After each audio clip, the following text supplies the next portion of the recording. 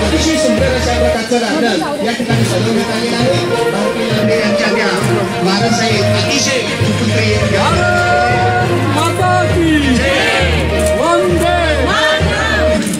स्वर्गीय गोपीनाथ मुंडे जी अमर रहे. स्वर्गीय गोपीनाथ मुंडे साहेब अमर रहे. तुम्ही असेल या साईडला सगळं असेल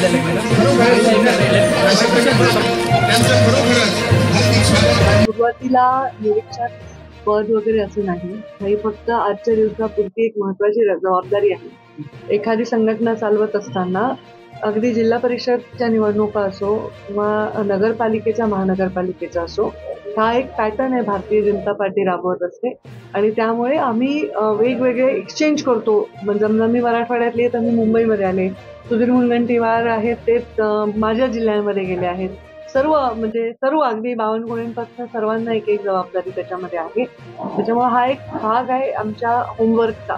ते होमवर्क करून आम्ही पक्षाला सबमिट करू.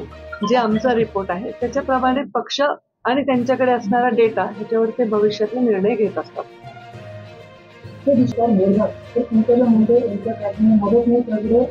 संग्राम गुप्ते अशोक बापू यांच्या कारखान्याला मदत नाही होते, परंतु सत्ताधारी पक्षामध्ये जे आहे त्यांच्या कारखान्याला मदत आहे. त्यात हा विषय खूप जुना आणि शिळा झालेला आहे. मी तुम्हाला आज भेटले असेल तरी याच्यावर मी ऑलरेडी व्यक्त झालेली आहे. आणि जे मी व्यक्त झालेली त्याच्यावर मी ठाम आहे. त्याच्यामुळे आता त्याच्यावर रिपीटेडली व्यक्त होण्याची आवश्यकता नाही असं मला वाटतं. आता पूर्ण मी संघटनेच्या रोलमध्ये आहे. बीडमधून लोकसभेसाठी प्रीतम मुंडे ऐवजी तुमच्या नावाची चर्चा आहे आणि धनंजय मुंडे स्टार प्रचारक असतात, कसं पाहतो? प्रीतम मुंडे या 10 वर्ष लोकसभेच्या खासदार राहिल्या आहेत. अत्यंत छान त्यांनी काम केलेलं आहे. राष्ट्रवादी बरोबर युती झाल्यामुळे निसर्गतः माझा मतदारसंघावर एक प्रश्नचिन्ह निर्माण झालेला आहे. मी राज्याची नव्हे देशामध्ये स्टार प्रचारक राहिलेले. मी उत्तर प्रदेश, मध्य प्रदेश, राजस्थान सर्वकडे प्रचार केलेला आहे. त्यामुळे माझ्या जिल्ह्यातील लोकसभेच्या उमेदवार कोणी असो, स्टार प्रचारक आणि सर्व जबाबदारी ही माझी असणार आहे. राष्ट्रवादीची भविष्यामध्ये जी युती आहे त्यांचे प्रचारक कोण आहेत ते ठरवतील. भारतीय जनता पार्टीचा उमेदवार आहे तर भारतीय जनता पार्टीची जबाबदारी आमची असणार आहे सर्वतः. त्यांची ॲडिशनल आम्हाला जे काही आता बघू किती त्याच्यामध्ये रिझल्ट येईल.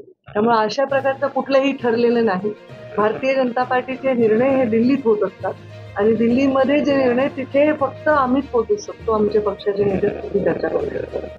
प्रीतम मुंडे ऐवजी आपल्या नावाची चर्चा होते. माझ्या नावाची चर्चा प्रत्येक निवडणुकीला होत असते. याची सवय तुम्ही लावून घ्या. दुसरा प्रश्न असा आहे की रोहित पवार असं म्हणतात की पंकजा ताई दिल्लीला गेल्यावर चांगले होईल. आपला मतदारसंघ आहे कोणी मिळून भाऊ धनंजय मुंडे कदाचित मदत करत असतील. या महाराष्ट्रात एक भाऊ बहिणीला दिल्लीला जाण्यासाठी मदत करत आहे, तर एक ठिकाणी भाऊ विरुद्ध बहीण असं सामना होताना पाहायला मिळेल असं अजित पवार. आम्ही हे सामने ऑलरेडी करून झालेले आहे. आम्ही यावर 2 वेळा एकमेकांच्या विरुद्ध मुंडे साहेबांची 2014ची आणि प्रीतमताईंची 14ची आणि 19ची 3ही लोकसभेच्या निवडणुका आम्ही विरोधात लढलो. आमचा तो अनुभव करून झालेला आहे. आता बघू काही वेगळा अनुभव वाटायला येतो. थँक्यू. पहिली रिंग अशी आहे जी ते कांदिवली विराट पासून ते सायंपर्यंत पहिली रिंग बनली इंटरनॅशनल रिंग. तिथे आता मुलं 60 मुलं प्रॅक्टिस करतात.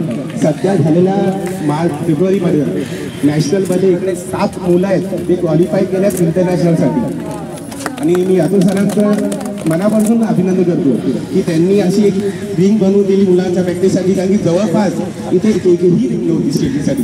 कारण की स्केटिंगचा क्रेज आता असं वाटतं जी मुलं आता नॅशनल इंटरनॅशनल डिओसाठी खेळतात. मी सरांना आणि तुम्हाला पण विनंती करतो की हा एक स्पोर्ट असा आहे जो आपण पुढे अजून नेऊ शकतो पण किंमत नाही.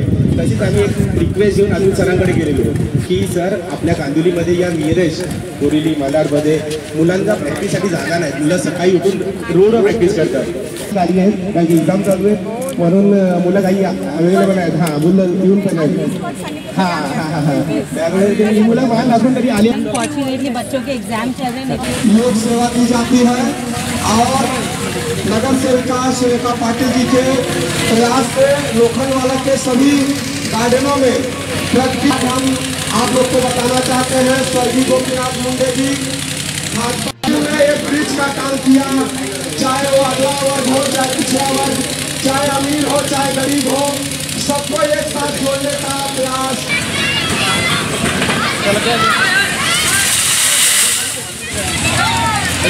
अप्पाजी इकडे गाडी इकडे आणली नाही इथेच